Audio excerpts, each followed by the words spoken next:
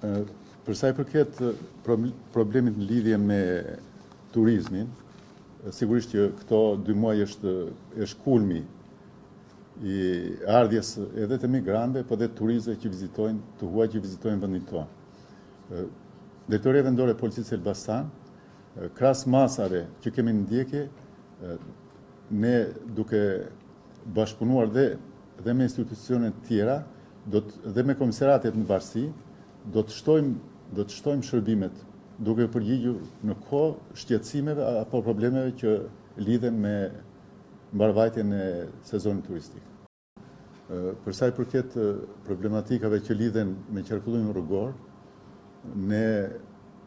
në mënyrë të vazhdueshme kemi bashkëpunuar edhe me institucionet tjera, duke përfshirë këtu prefekturën, bashkitë, përkatëse, me autoritetin rrugor shqiptar, janë përcaktuar ato pikat që janë më të rrezikshme për qarkullimin e mjetëve, sepse në ato pika ne kemi patur dhe humbje të jetës qytetarëve.